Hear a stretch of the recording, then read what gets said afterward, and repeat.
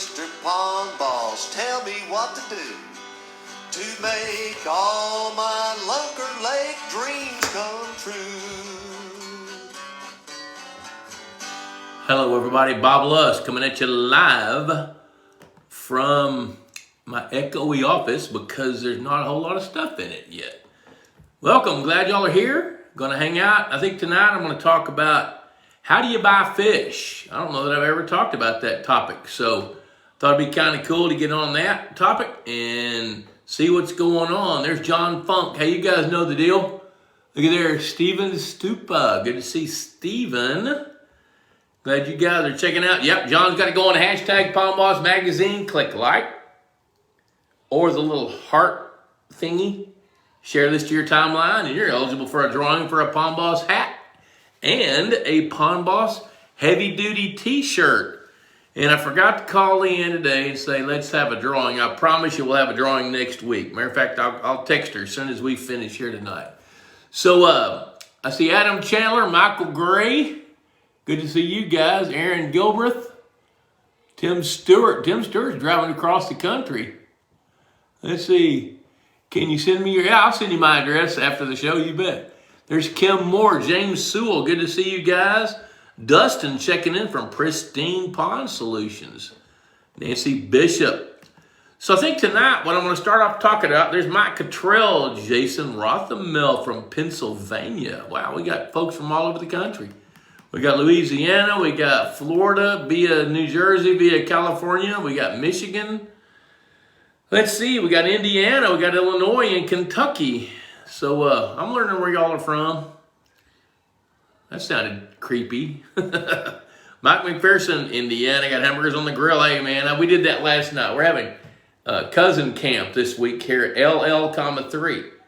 Lusk Landing is what we call this place right here on the Brazos River, and we had 6 cousins till one of them he's 2 years old, not quite 2 years old, and decided he didn't want to sleep here, so his parents loaded him up at 12:45 this morning, hauled his butt home. Well, so much for kid camp for that one, our cousin camp. But anyway, right beyond these doors over here, there are 5 little darlings, and the queen is trying to keep them railroaded in. And if you hear any noise of giggles and laughs and stuff, it's grandkids right there. Kendall Brown, good to see you. Troy Todd, good to see Troy. Michael Eric checking in from Iowa. Good deal. So I think what I'm going to do with tonight's topic is I'm going to talk about how do you buy fish. J.P. Clayton in Guyana. Wow, that's a pretty good hike away. Yep, not easy. John Funk says not always easy to find the fish one would like to buy, like the different kinds of bluegill. That's exactly right.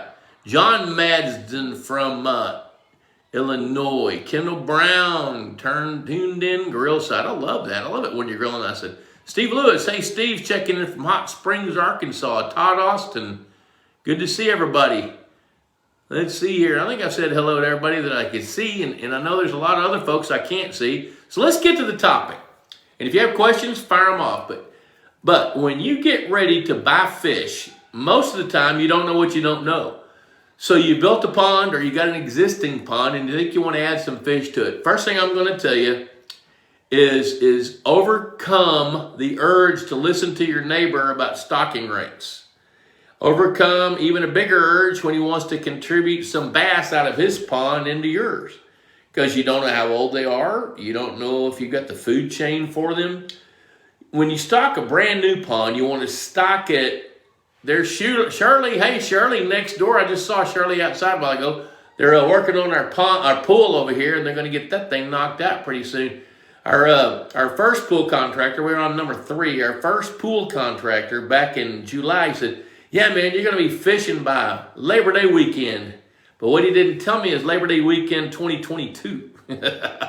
So now we've got a really, really good contractor. He's getting it done. There's Jeremy Day, Mission, Texas. Katie Baca. Katie, why aren't you fishing? You got daylight savings time. So, yeah, hello, Shirley. So I want to talk a little bit about how to buy fish. So job number 1, hey, Stephen Martine. Job number 1 is to have a goal and know what you want to stock, and then go shop for the fish. You know, there's hatcheries all over the countryside. Now, here's the way most of them work. Most of them raise some fish, but few of them can raise enough fish to support their demand. And the demand is increasing as the supply is decreasing. All the more reason for you to be a smart buyer. Caveat emptor, let the buyer beware. That means it sits squarely on your shoulders to decide just exactly how you want to do it. You know, and then you got to figure out where to buy the best fish. Jeremy Duckworth, yep, well, Katie just got on. You got to have supper before you go fishing. You know what? You can take a little respite, listen to me for a minute, and then you're out the back door. I know what you're going to do. Kyle Dokey's got a brand new pond in Oklahoma. What's the first step to stocking it to be a big bass factory? Perfect lead-in question to where I want to go. So first thing you need to do is decide what you think your timeline should be. Do you want to be catching some nice fish within 18 months, or do you mind waiting 3 years? You know, what kind of budget do you have? How big is the pond? You know, so those are all factors. You need to know how big the pond is, what's your water clarity like. If you're going to try to grow sport fish like bass, clear water works better. They can live in muddy water, but you don't really want to do it. Leah Groons, good to see Leah. I was up in Beggs last Thursday, hanging out and talking to Paul a little bit. He was telling me a little bit about your lake and what you were doing. I see John Pearson. John sent me an email. I think I answered it. Pretty sure I did.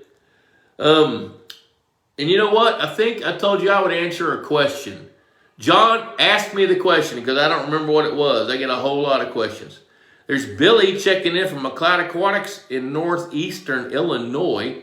Dave Weber finds that a hatchery he's been buying from does not use the same tape measure that I've used to build houses with. You know, I don't think any guys need to get involved in tape measures, but let me tell you how to buy fish. The tape measures are kind of involved in that, however, they're kind of not. And you know what? Hang around because you're going to want to hear that. Christopher Aguilar munching on a little bit of boudin, checking in from South Louisiana. Justin Ludwig, we got lots of folks from Oklahoma today. So when you're going to buy fish, one thing I'm going to tell you is you need to know how big your pond is. I just watched a guy build a pond. He's telling the landowner that it's 6.6 acres. It's not on Google Earth yet. I can't measure it. Need somebody that's got the capabilities to go out and put GPS points down so we can actually see how big it is. It looks closer to 4 acres to me, but I can't depend on my eyes. Here's the take-home point.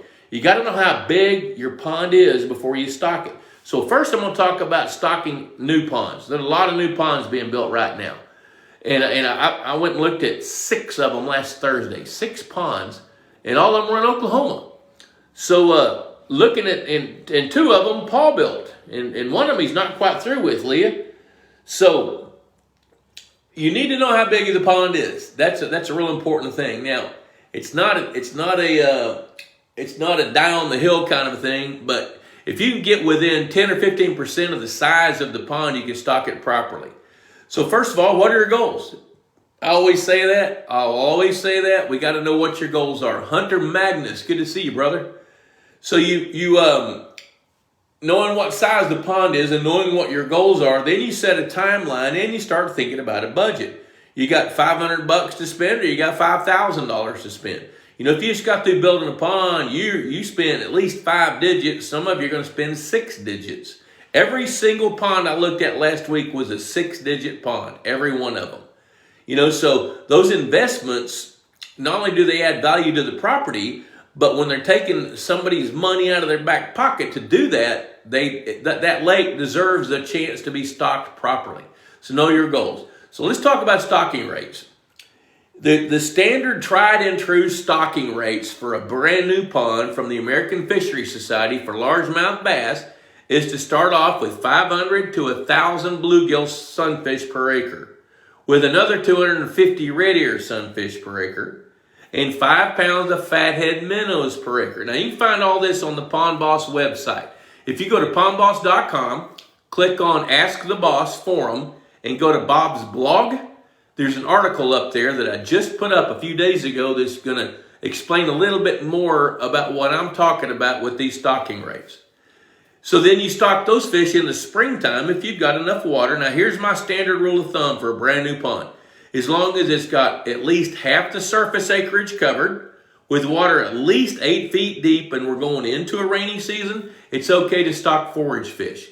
Now, I look at each situation on its own merits.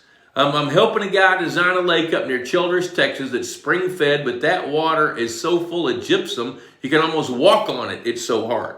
You know, I had him test the water, and the gypsum is like 2,200 parts per million. That's a lot. You know, typically most lakes have a 0 parts per million gypsum. You know, a lot of people add gypsum to clear the water up.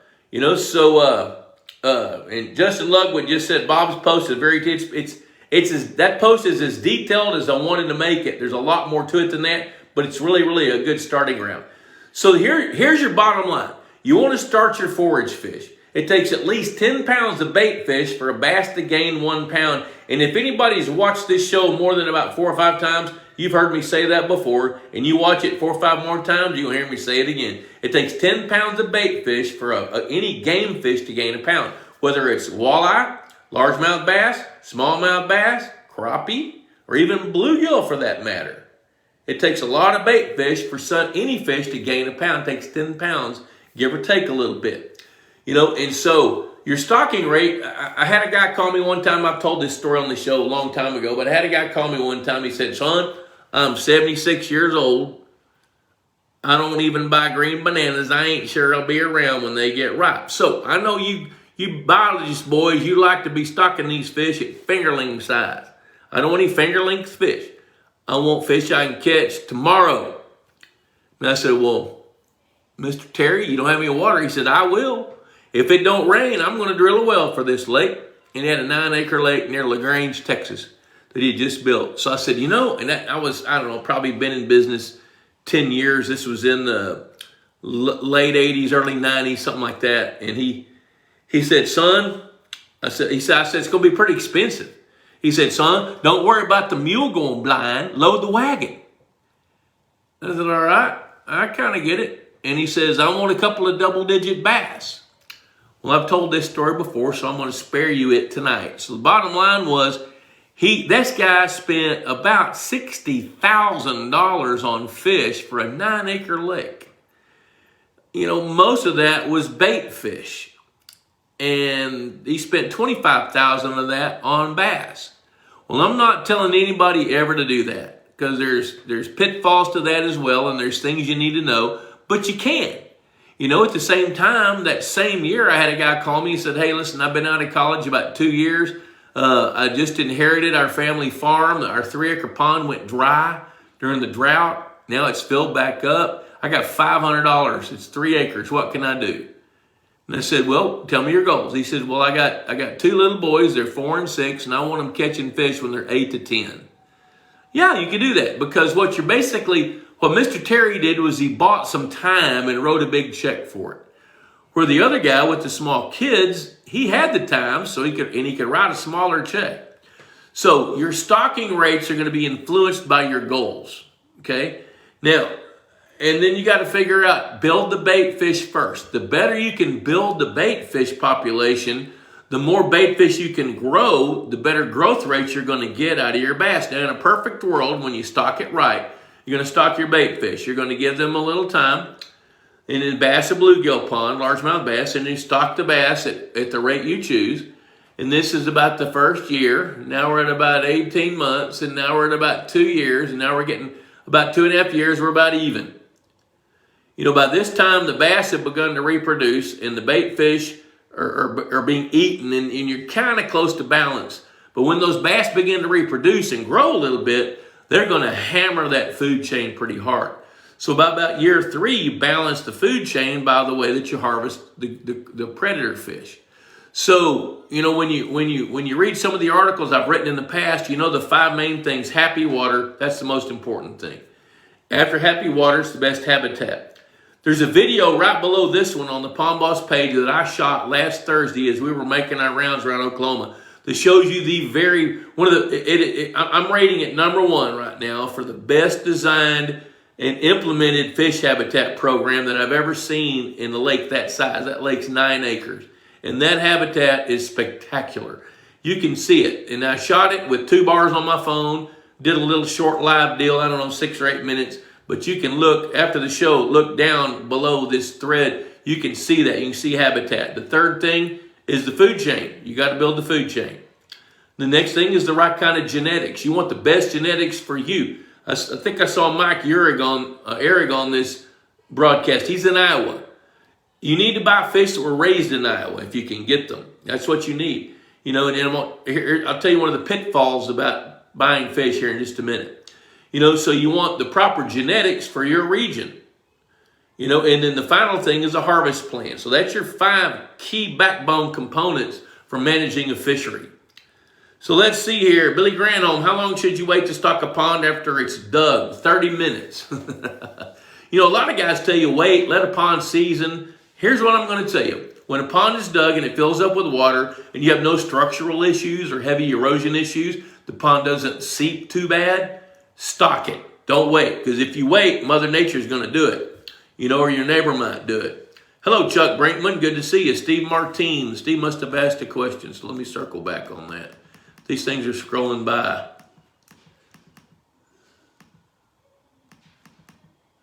Okay. I'm going to go back up here. Mike McPherson, I purchased all my fish from 3 different local hatcheries, hopefully trying to get a mix of different genetics for big healthy fish. Your thoughts, was it worth the trouble? Yes, it is, especially if they raise their own fish. There's a handful of huge hatcheries in Arkansas that supply smaller fish hatcheries all over the nation. So one of the questions when you're getting ready to buy fish is, where do you get your fish? And they need to be straight up and honest. If they say, well, we raise our fish, they'll tell you that. If they say, well, the fish you're going to get, we bought from a hatchery in Arkansas, you need to know that. At least to give you the choice. I'm not saying fish coming out of Arkansas should not be stocked in your lake, but I'm going to tell you this. If you live in northern Iowa and you get some locally raised fish compared to some fish coming out of the central part of Arkansas, I'd pick those fish that are local, even if they cost more money. So that's the way I would look at that. So do I think it's worth the trouble? Yeah, it's worth the trouble, because now you're going to get at least 3 different sets from the gene pool. Now that's not to say fish hatcheries only have inbred fish. That's not the case. These reputable fish hatcheries, they're exchanging their brood fish all the time. So that's part of the secret in buying fish. Dustin says use Onyx Hunt. I use Onyx Hunt. I use MapRight. The problem with having a pond built last week is it's not on Onyx, because Onyx is using another. They're using Google Earth or one of the other services that probably don't have a brand new built pond on it. Now, you can estimate if you know what the site is, but knowing the size is a big deal. Steve Martin, Rose Hill, Kansas, year 2. Things are going great. Tons of perch and minnows. Only 1 largemouth still. Yep. The point I want to make with that, there's only 1 largemouth bass, is it's real important to get the ratios right. Now, just kind of the standard rule of thumb is you want at least, and when I say at least, I mean at least 10 bait fish for every bass you're going to stock. Now, here's where the stocking rates are really cool. You can go with the American Fisheries Society recommended rates, which are easy to find. Go to palmboss.com, click on Ask the Boss, and read that little article that I wrote. It's free.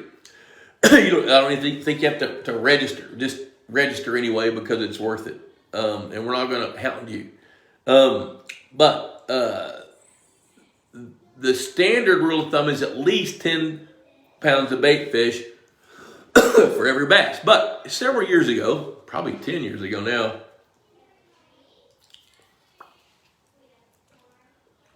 the very last Pond Boss mug that I know of. He knows how to keep hot things hot and cold things cold and whiskey neat. So, where I'm going with this is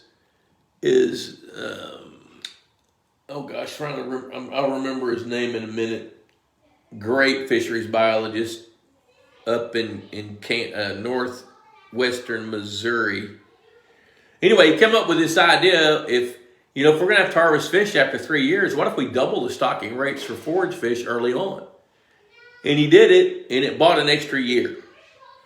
Well, that extra year for a lot of folks is worth it. So I kind of took that idea and I thought, well, wait, if we stock those bait fish and we feed these fish really well because feeding expedites growth rates. I love to feed the fish. It speeds things up, makes them get there faster. You can grow bigger fish, and it makes them reproduce better because good nutrition helps create more eggs. So feeding the fish well, they're really reproducing well. If you can really bump up that food chain early and extend your harvest settings to another year and start doing it the fourth year, then what happens if you add more bass early on? So I started thinking about that and I stepped aside from the biology and I started looking at the math. And the math is like this. If you, and most of these recommendations are to stock 50 bass fingerlings per acre. That's what the recommendations are. Well, and if you're going to manage it, stock 100. So I got to thinking, if one of the goals is to grow big bass, and we stock 100 bass per acre, and we know that 50 of those are boys, that we can just forget about those. They're not going to get very big at all. And stock 50 girls, and we know that about 20 to 30% of those are going to have not only the genetic propensity, but the aggressive nature and the plasticity for your lake to adjust to your food chain and thrive in it. That means out of 50, we're going to have 15 that have the potential to really get big if they get the opportunity, because you've got happy water, great habitat, you built a food chain. So 15 bass females that are going to grow exceptionally quickly in an area as big as a football field, I just didn't, as I thought about it, that doesn't seem like it's enough. So I started about 10 years ago. I stocked 5 lakes with 200 bass per acre of good genetic stock. Some of them were F1, some of them were Floridas. And then we started to electrofish that thing, 8 months to a year later, each one of those lakes. 4 of those lakes did what I thought they would do, what I just with the sense and the experience that I've had, they did what I thought they would do. Where we started shocking up about 30% of those fish that were huge, growing really, really fast. And half of those were bigger than the other half. And then the next percentage of about 15 to 20% were average or slightly above average. All the rest weren't growing so well. So we could start to cull some of those. What that did was that allowed us to grow more big fish faster, so they could help cull the smaller bass that weren't growing as fast. But we did need to start culling after about 18 months to 2 years. So there's all kinds of ways to skin the cat on your stocking rates. There's feed train largemouth bass now. There's hybrid crappie, which they still reproduce. There's hybrid striped bass. You can buy walleye. You can buy smallmouth bass. You can buy feed train red ear in 1 or 2 places around the country. So you have a whole lot more choices. So now you got to be a smart buyer. So as you're talking to these fish farms, ask them questions. You need to go in there knowing what you need to do more than you need to go in there having them tell you what you need to do. It's more important that you know what your stocking rates are.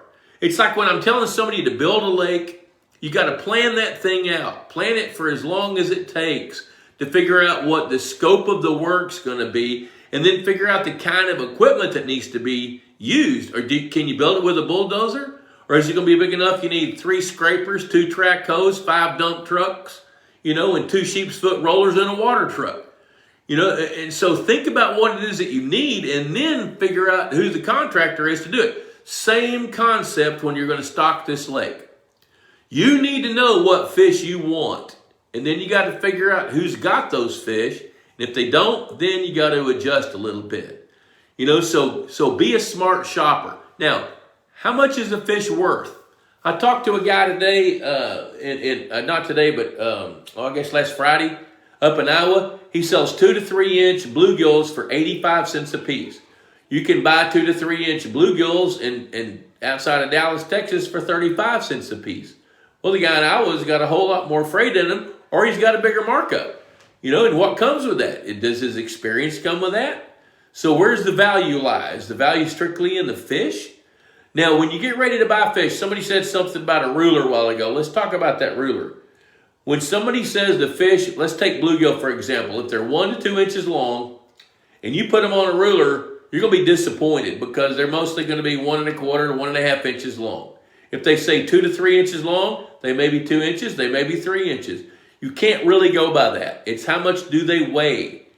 So the way when I'm buying fish from a fish hatchery, I want to know how many pounds per thousand they are. So in other words, they can weigh out a half a pound and count them and do that 2 or 3 times and average it. And the standard way to judge the size of a fish is how many pounds per thousand. So if those fish are 4 to 5 pounds per thousand, so 1,000 of them weighs 4 to 5 pounds, then I know they're about 1 to 2 inches long. If they're 7 or 8 pounds per thousand, then I know they're 2 to 3 inches long. If they're 5 per pound, I know those boogers better be close to 8 inches long. So that's the way that fish are sold typically, is pounds per thousand. So when somebody tells you these fish are 1 to 2 inches long, ask them how many pounds per thousand. And if they say they don't know, tell them you want to know that. That's important to you. If they say, well, I won't know till I harvest the fish, then have them call you. And then you got a comparison, because if you got 2 or 3 choices, pick the one that makes the most sense. Now, I'm not telling you to buy fish that weigh 8 pounds per thousand compared to 4 pounds per thousand. I'm just telling you need to know that so you can judge value.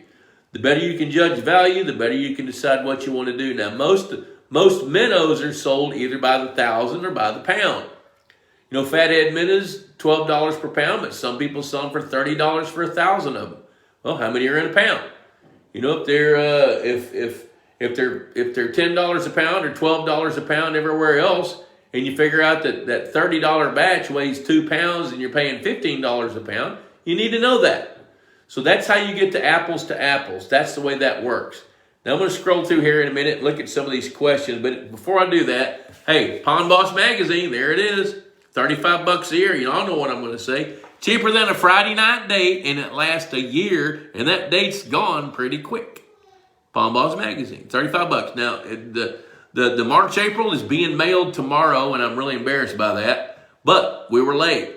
I was late. We were late getting the resource guide put together. Bob was late with his editorial content, but it's going in the mail stream tomorrow. My book is at the printer. Beyond the Basics. That thing will be ready to go here pretty quick. Printers got it, and they're getting ready to put that thing together. So I'm pretty excited about that. But Pond Boss, $35 a year. How do you get it? Go to pondboss.com. Click on the subscribe button. You can buy it through the store. You can call the office at 903-564-6144. You can do that, or send us an email at info@pondboss.com and let us know you want to subscribe. Also, at this time, I like to thank the sponsors. I love Purina Mills. I'm going to spend time with them on April 26th at the farm. We're going to do some fun things. We're going to shoot some vignettes. We're going to do a little seminar there in Gray Summit, Missouri. I love them because they're really, really meticulous about their research and development. And their feeds, I've grown some huge fish on their feeds, and I believe in them. I've known them. I've had a personal relationship with Purina since 1995, and I'm still one of those guys that believe relationships are what carries the most merit. I know them. I can pick up the phone and call them and ask them any question and get somebody that can answer the question. So I love those guys. Texas Hunter Feeders, they got a new line of fish habitat on the market. There's I think they've got their price list out there. I don't know if they're on the website yet, but they've been doing some due diligence for a couple of years to do some research, and they've come up with a line of like little spawning containers, some stuff that looks like eel grass. They've got these pyramid-looking deals. They got floating lily pads. They got something going on. And mossback fish habitat. They've been a sponsor, an advertiser with Pond Boss for a long, long time. So they've got great habitat. Texas Hunter, great fish feeders. And I love their customer service. I got an email from a guy the other day. He said, hey, I bought a Texas Hunter feeder a couple of years ago. He said something happened. The timer went out. I went online to see how much it cost. I gave them a call. They sent it to me and didn't send me a bill. So their customer service is stellar. Easy Docks of Texas, David Schneiderman is probably watching this. He is exceptional as well. And he's one of our good friends and sponsors as well. So I'm going to go back and look at some of these questions because now I see I'm behind. I'm so glad you guys are grilling. We did hamburgers and hot dogs for all these little rugrats. You can go to my Bob Lusk Facebook page and look at Cousin Camp. You'll get a pretty good chuckle out of the first night we had, because none of us got a whole lot of sleep. Okay, let's go back to Kyle. I have a brand new pond in Oklahoma. What's the first step to stocking it to be a big bass factory? Understand your water chemistry. Most ponds in Oklahoma, depending on what part of Oklahoma, the water's pretty healthy. Now, the further west you go, the more jippy it gets, the more mineral laden it is, harder to fertilize. So water chemistry is the first most important thing. The second thing is build the food chain. Your fathead minnows, bluegills, red ear sunfish, I'd get those fish in as soon as you've got enough water. Get those things rolling, get them going, and then stock your bass after you know you got your food chain going. So if you have enough water now, I'd stock them with the bait fish. Now, if you're only about half full, my nature is to wait to stock the bass till later when you have more water. Because the last thing you want to do is, because the majority of your habitat, if you're typical, your habitat's going to be peripheral, and if the water is not filled up and covered up that habitat, then your bait fish are vulnerable, and the bass are going to grow so fast that it'll surprise you, but they'll also decimate the food chain. So preserve the food chain. Build it, preserve it, let it do what it does to expand. You know, bluegills start spawning when they're 2.5 inches long. You may not know that, but they do. They can start having eggs when they're 2.5 inches long. They don't grow a lot after that, but they can sure start having babies and reproducing. Fathead minnows, when those babies are spawned, 90 days later, the babies start having babies. Because they have a really short lifespan, so they make that up with how frequently they spawn. So, there you go. Let's see, Dave Weber, I find the hatchery I've been buying from does not, to tape measure. Yeah, that's it, baby. I got it. All right, I'm going to keep going down here. Michael Eric, my goals are opposite of most. I want big bluegills more importantly than big bass. Well, I like that. I love that, actually. I love big bluegills. That's one of my favorite fish. That's more of a management strategy than a stocking rate question. So I would still do the standard stocking rates, but your harvest plan is going to be what influences how big your bluegills get. Because bluegills reproduce prolifically. Now in Iowa, they don't reproduce nearly as much as they do going south. Like here where I am in near Granbury, Texas now, they'll spawn 4 or 5 times a year. I've already found baby bluegills from this year that had to have been hatched in January.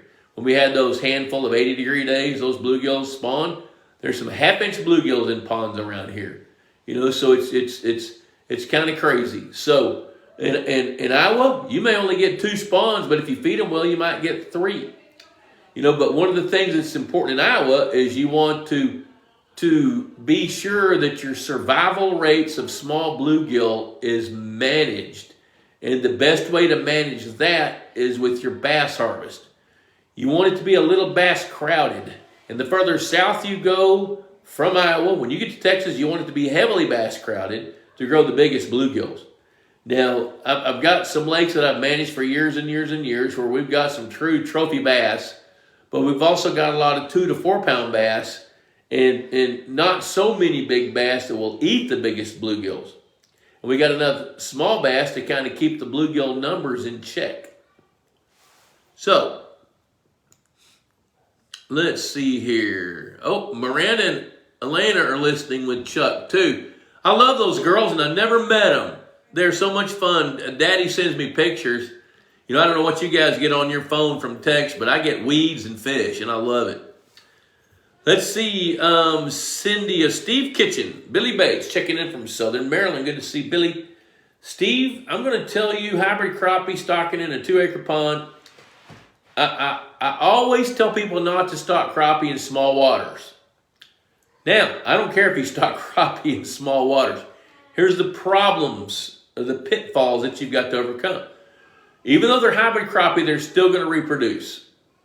You know, and so the problem with crappie is they're erratic spawners. You can't predict it, and you don't know how many they're going to have. And when that happens, and you have a great spawn, have a great year class, that year class dominates the food chain because they typically spawn first, depending on where you are. Yellow perch will spawn before they do, but if you're in the south, crappie are going to be the first fish to spawn every spring. And when that happens, they'll overpopulate. When that happens, then their growth rate stops abruptly. So you need to be able to control their numbers. There's a number of guys using hybrid striped bass now to control crappie numbers because hybrid striped bass don't reproduce. They're predators. You can stock 20 per acre and, know that's what you're going to have with some attrition from predation, And so how many hybrid crappie can I stock in a 2 acre pond? If you've got the food chain to support it, stock a couple of hundred. Now here's another one of those caveats about crappie in small waters. Crappie is a mid-sized top-end predator, key point. They're only going to grow 25 to 30 pounds per acre per year of harvestable fish. So if you've got a 2 acre pond, you're going to be able to grow out, 25 to 50 pounds each year that you should harvest about half of those. So you can harvest 25, maybe 30 pounds of crappie in a year. That could be 25 fish. That could be 20 fish, depending on how big they are. So you're not going to be able, and when somebody tells me they want crappie, what they're not saying is, hey, I want a sport fish that'll bend my rod halfway down and my heart race. It's not what they're saying at all. They're saying if they want crappie, they want a good fish they can eat. I encourage folks to use hybrid bluegill or copper-nosed bluegill is the preferred fish in a small pond to get the mass that you need. Because you can grow a couple hundred pounds of bluegill in an acre of water. So, Doug Cusick, see you checking in, buddy. Jeremy Duckworth knows the drill. Look at there. There's Fred Bingaman. Stuck a little happy face in there.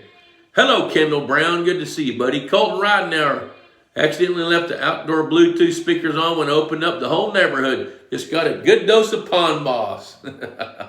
Well, they could have had a dose of something they didn't like so much. Hey, Dave Sefton. Dave Sefton's checking in. Fred's watching with us tonight. Dave finally went over to the dark side and got him a Facebook account. His wife's had one for a long, long time. And here he goes. He's enjoying it. He's working on an article for us for Pond Boss. He got his photographs, but he lost his internet today because of the grass fire. So Brownstown's been on fire today. Justin Ludwig, how much do you know about Greg Grimes' work and his stocking rates? I know this. Greg Grimes read Pond Boss when he was in college. I've known Greg since about the time he started. He's been at it a long time. He's earned a great reputation. He's gotten good results. He's worked for some pretty high-profile people. And when you talk to Greg and you explain your goals, he's gonna empathize with that. So I love Greg. I would encourage working with him.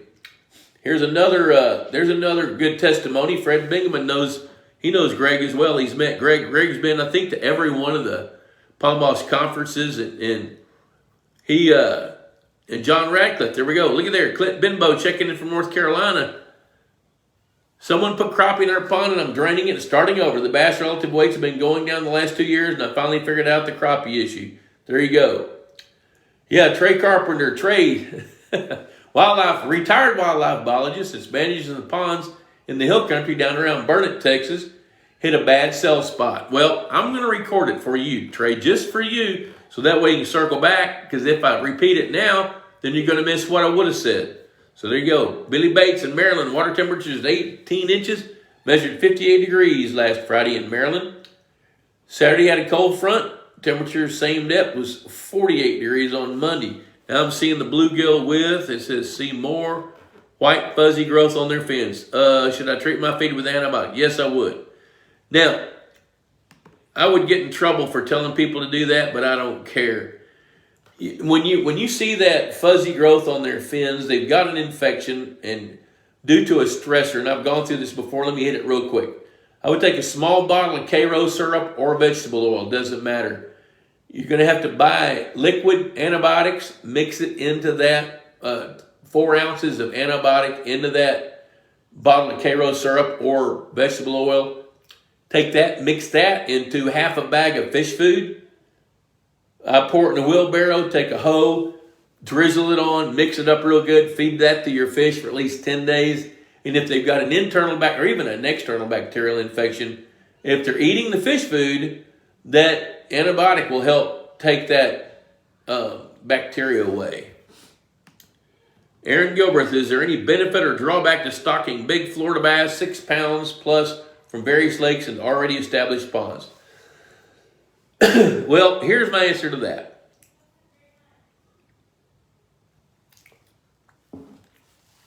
Pretty good stuff right there.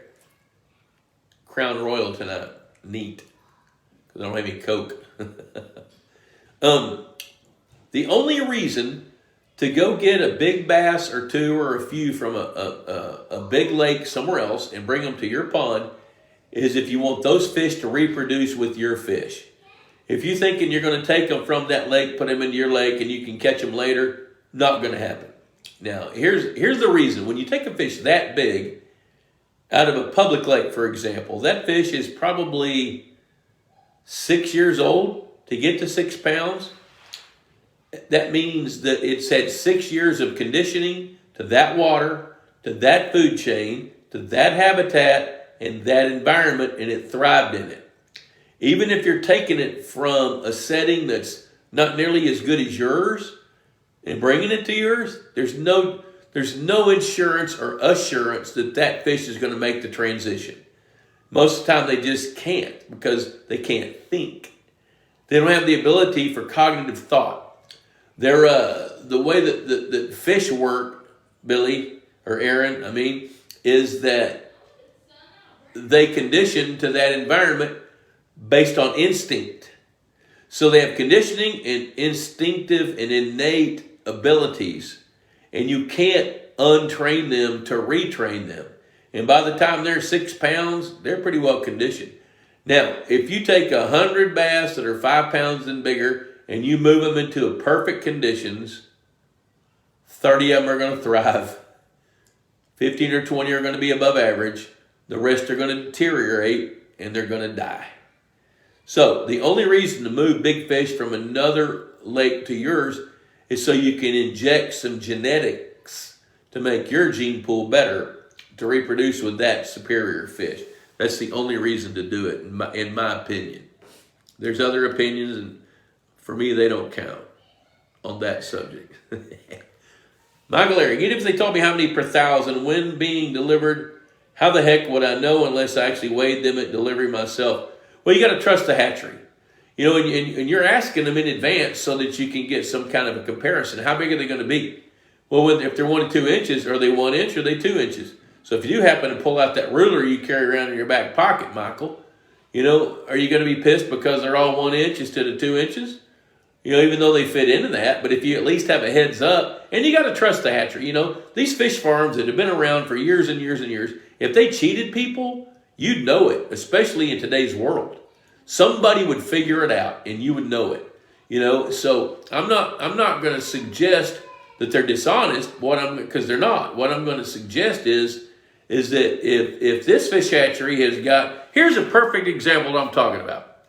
Michael, let's say that you've got a whole bunch of 10-inch bass in a pond, and you're going to buy some medium-sized bluegill that are 3 to 4 inches long, and you know that your bass can eat 2.5 to 3 inch long bluegills. So if the hatchery says, well, I got 3 to 4 inch bluegills and they're 12 pounds per thousand. And then another hatchery says, well, I got 3 to 4 inch bluegills that are 18 pounds per thousand. Which of those two do you think are less likely to get eaten? The 18 pound per thousand fish, even if they cost 15 cents a piece more. So that's how the value comes in when you're talking about or thinking about how to buy fish. You know, and the apples to apples comparison is pounds per thousand. If you know what they are, and I'm not saying that driver, when he pulls up, he's going to tell you, I had some feed train bass delivered to South Louisiana for Ron Ardoin. The guy on the truck told him they were Florida bass. I knew they weren't Florida bass. They were feed-trained northern bass. I'd seen them at the pond, at the hatchery. I knew how they looked. I knew what they looked like. I knew what color they were, and I knew their average size. The driver of the truck, he didn't know, but I trusted the hatchery, and I'd seen them, and I've known those guys for a long, long, long time. So that's how I was confident that when Ron called me and said, hey, this driver's telling us these are Florida bass. They're not Florida bass. They are what we said they were going to be. This truck driver just doesn't know. But the people that loaded the truck at the hatchery, and the truck driver is a good truck driver. He knows how to get the fish from where they need to go to where they need to be, and he knows how to put them in the lake properly.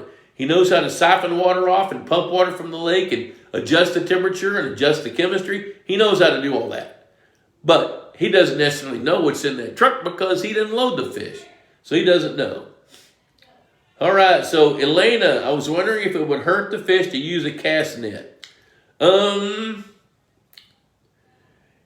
know what? That's a good question. Yes, it does. Because what happens when a cast net is thrown over those fish and you pull them up and they're thrashing, it kind of shaves off the slime off of them. You know, so now if you can catch them in a cast net and get them out of that cast net really, really quick, it minimizes the damage. But a cast net is not the best way to handle fish. Good question. Leah, looking forward to the new book. So am I. That thing has been in production. Billy, what rate do you stock channel catfish? What sizes? The way that I decide about stocking catfish, I'm going to ask you some questions. Do you want to grow catfish to eat? Or do you want to just have a few and give them names? You know, the stocking rate is going to be based on your goals. Like, for example, at Lusk Lodge, Kamatu, we had a 1 acre pond that was a catfish pond. I stocked it with 200 catfish every year for about 5 years. And then once those catfish started hitting 2 pounds, they were coming out. Kids were catching their first fish. We'd clean them, cook them for them right there at the, up in our outdoor kitchen and just have a great time with them. Now, I've got folks that don't intend to harvest any fish. Stock those at 50 or 100 per acre. You know, you can stock 50 to 100 and not even worry about feeding them. They'll probably do fine in a pond, 50 to 100 per acre. 200 per acre, you're going to need to feed them a little bit. If you want to turn it into a feedlot, you can go up to 1,000 per acre, but you better be ready to harvest fish, because if you don't harvest those fish, when they're getting to be about 1.25 pounds to 1.5 pounds, you're going to pay a price for that, and you ain't going to like it. Let's see, Justin Shink. What happens when you only have bluegill and brown bullhead catfish in a 1/4 acre pond? Well, you're going to have a whole lot of brown bullheads and a whole lot of bluegills, because they're going to reproduce a lot because you don't have a top-end predator. Now, brown bullheads are predators. I've actually seen I electrofished a brown bullhead a few years ago that weighed over 2 pounds, and it had a 7-inch gizzard shad in its gullet. I've shocked up bullheads with crawfish, frogs, bluegills, and fish. They're predator fish, limited by the mouth size. But typically when you have only bluegill and brown bullheads, you're going to wind up with a whole lot of both of those. There's Ron checking in. He's not in the shocker boat today. Colton, here's a question for you. How many muskie can I put in Dave Weber's ponds before he realizes it? Well, we asked that to Dave. You know, uh-oh, we lost connection there for a minute. Oops. Okay, Jeff is working with his neighbor. His alkalinity is 40 parts per million, 19 acres with average depth of 11.5 feet, total volume, 71 million gallons, 24-hour spillway at 108,000 gallons. I'm not sure what that means. Can he lime? Is there too much exchange? 24-hour period spillway uses 108,000 gallons. If his alkalinity is 40 parts per million, he doesn't need to lime it. Now, he can probably lime it at twice the rate, and it'll take 1.5 years or 2 years for that lime to escape. But if he's at 40 parts per million, I don't think he needs it. Danny Mack, done busted the bars. Here he is. Good to see him. Travis Smith checking in. Bill Russell checking in late. That's okay. 71 degrees, man. You're ready for everything. Okay. Travis will be back in Mississippi next week. That's good. Danny Mack, seems that all the bluegills smaller than 3 inches are gone. That's what you would expect this time of year. The 4th year, hoping to catch those 10 to 14-inch bass. I want to stock more hybrid stripers. Yes, you can. I'll be tossing 10 pounds of golden shiners in tomorrow. That's a good idea. And also looking to restock the gravel for bluegill. That's a good idea, because if you got adult bluegills, you should not have any little bluegills now, because they got eaten over the winter. That's the bad news. The good news is when they get eaten, there's room for more, and your bluegill are going to spawn better. Todd Austin, if you have a large NP, northern pike, in a 1/10 acre pond, can I release it into a river or larger pond, and will it survive? The answer, I'm going to answer the second part of that question. Will it survive? Probably will, because it probably came from the river in the first place. Now, when you say, can I release it? I don't know the laws in your state. So I'm not going to tell you to break the law and say go do it. But the answer to your question, yeah, it'll survive. I can't imagine it won't, because they're predators and they go seek the riffles and the shallow water where they have access to good food. Christopher Aguilar, so if I sell my property today and no one manages the pond for me, after me, how long before the pond implodes? Well, what it'll do, Christopher, is it will level off, and then when fish aren't harvested, then the food chain will decline, and then the average weights will decline. Now, if there's enough big fish in there, they'll help. They're going to help by eating some of those smaller fish until those big fish age out. So I'm going to tell you 3 years, 2 years to 3 years. That's the answer I'm going to give you. A lot of variables there, but the safe answer is 2 to 3 years. Okay, so Ryan McPhee, I have a brand new 2-acre pond. I want to make it a trophy bass fishery. What should I stock with and how many? If it's a brand new pond, I'd stock, I don't know what your budget is, so your question's a little open-ended, so I'm going to close the end a little bit. I would stock 4,000 bluegills in it. I would stock 500 red-eared sunfish in it. I'd stock about 50 pounds of fathead minnows. Since you want a trophy pond, that's the key word in that whole question, and feed them. And then once you see that you're starting to see baby fish, baby fathead minnows, even baby bluegills, then stock about 400 bass into that 2-acre pond. Be ready to start culling some of those bass after about 1.5 years. Because what you'll see is there'll be about 40 to 60 of those bass begin to differentiate themselves and grow faster than the rest of the batch. Those are the fastest growing females that are going to be your trophies, and you want to preserve those at all costs. So be prepared to manage predators. Watch for river otters, double-crested cormorants. Keep those away from you. Billy Bates, Bob, what's the better secondary forage in your opinion, tilapia or trout? Majority of the U.S. Well, see, tilapia are not legal everywhere. Like Fred Bingham's home state of Illinois, they're not legal there. Missouri, they're not legal there. So, that's not your question. So be sure that you know what's legal and what's not. I see those fish as 2 separate choices for 2 sets of circumstances. I see rainbow trout as a choice for cool water when you want to feed a select size of fish.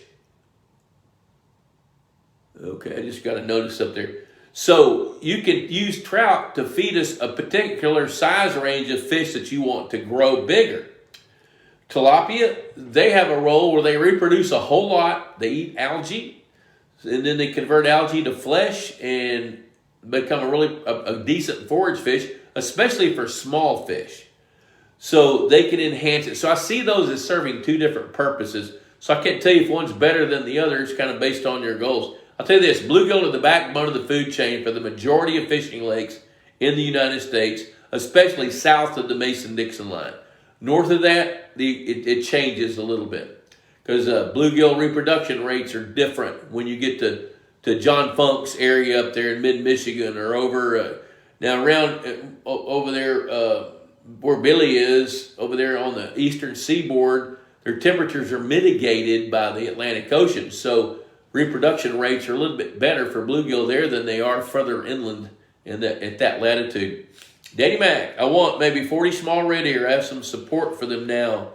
20 more hybrid stripers, some tilapia, and restock channel cats. Have to compute how many of a bunch will survive. Well, Danny, if you can figure that out, let us know, because I don't know how to tell you how many of them are going to survive. Mike McPherson, after the 2 years on my new pond, I'm convinced that a feeding program is a key to accelerating the growth of my fish. Definitely worth the cost. There you go. Danny Mac and Shad, yes. How big of a pond needed for hybrid stripers? I'm going to tell you 3 acres. Really, Tim, the ponds you've got in Florida are probably not quite big enough to be successful. With that said, at the old pond at LL,2, you've been there, we probably grew 15 hybrid stripers up to 7 or 8 pounds apiece in that 3/4 acre pond.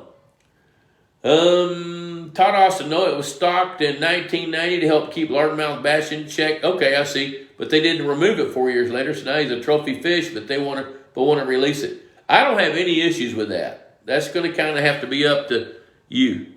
So you make that call. Doug Cusick, pond is 8 years old in April this year. I stocked 20 smallmouth bass and 70 largemouth bass originally.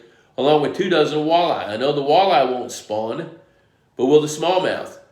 Maybe so, maybe no. Most of the time when smallmouth are in with largemouth bass, I think it's a smart policy to add smallmouth every year or every other year for your own recruitment. That way you can buy some that are big enough that they can survive and not count on reproduction, because most ponds, they don't reproduce. There's a lake up southeast of Kansas City that we designed the very best smallmouth bass habitat. Of course, the landowner wants to grow huge trophy largemouth bass as well. You know, we electrofished it last year after 2 years, and we haven't seen any baby smallmouth yet. However, I wasn't discouraged by that, because sometimes it takes a smallmouth bass 3 years to mature enough where it can reproduce. So, let's see here. My pond is 2 acres with good structure, also stock tern, channel cat, tern black crappie for my predators. Everything is growing good, but the crappie are stunted. That's pretty typical. Caught a 5.5 pound walleye last summer and ate it. Good call. That's a good decision. So it's odds are low that your smallmouth are going to successfully reproduce, because you've got largemouth bass and crappie, and they love to eat little bitty smallmouth bass. Danny Mac, thinking of hundreds of grass plants, the American eelgrass. I tried some in my koi pond and they calcified, looked like it, and they passed away. They went to eelgrass heaven. I didn't know eelgrass would do that, but I've never thought about that either. If you can establish American eelgrass, man, I'd do it. If you got enough new growth, I would think that they could overcome that calcification. I would think new growth could do that, but I don't know. Jason Rothamel, looking to build a new pond. Building pond either 75 by 75 up to 90 by 90 thoughts. Average depth 4.5. I think that's a great idea. You can use it as a hatchery pond. You can grow a lot of small fish in it. You can even take a pond like that and have some fun with it and grow some fish. That's gonna be a 10th acre, you know, so you can have some fun with a pond that size. Ryan McPhee, any thoughts on adding shad and crawfish to the 2 acre pond? Yeah, now I don't remember where you said you were. Maybe you said it, maybe you didn't. If you're going to add crawfish, stock native crawfish. You know, if you live in Illinois, don't bring crawfish up from Louisiana. You know, if you live in Kansas, stock some of the green ones, you know, or the white ones. Stock some that are native. There are fish hatcheries where crawfish are actually an offal rather than a crop. And if you'll call them right now and say, hey, I want to buy some of your crawfish, you know, and they'll put you on a list, and when they start to harvest a bunch of them, they'll call you and you can get some. James Allen, can using a pond for geothermal coil hurt the habitat? I've had several ponds, James, with geothermal coils in it that did not hurt the habitat. Now, what sometimes it will do is if the anglers don't know where it is, they'll get hung on it, you know, which then you're going to be cutting line because you don't want to be reeling up a geothermal coil unless you got it anchored pretty good, and you're going to break the line anyway. So it's not going to hurt the habitat. It's not going to impact the temperature of a pond. I don't know of anything. There's nothing I can think of that's going to cause any issues with that. So, hey, we're at 7:28. We've been rolling now for a long time, and I think I'm going to start kind of wrapping this one up. So glad to hang out with you, but I got 5 little grandkids. They're on the other side of that door. We're going to go play a few games. We were throwing a volleyball, bouncing on the floor a while ago, so we're going to go do some more of that. If you have some more questions about fish habitat, why don't you, South Central Pennsylvania? Yeah, I know. I think you can do some fun stuff with that. Just be sure you stay with it. Pennsylvania is one of the heaviest permitted states in the union, other than California, Colorado, and New York. So, sure, go ahead and do it. So, hey, I'm going to wrap it up. Don't forget, Pond Boss Magazine. Oh, you know what? I better say something about the Institute of Higher Pondology. Chris Blood's going to say something to me if I don't. If you go to pondboss.com and you click on the link to the Institute, we created the Institute of Higher Pondology for people that are pretty serious about this pond management stuff. And I've got some very detailed videos there on a variety of topics. There's 6 different modules, and you pay for them. Because I paid for them to get them put there with these videos. So it's knowledge that you're not just going to find online. It's stuff that you're going to find from my life's span of doing what I do, plus the other speakers. And I've got a variety of good speakers. Everything from bass genetics to talking about aquatic plants to how to build a lake. So there's all kinds of good stuff there.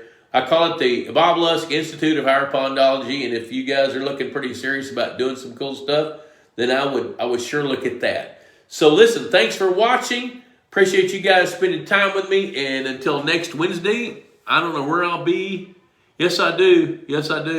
I'll be at the RV working on a project, working on another video, trying to get the video done that we shot last week. So until next Wednesday, adios.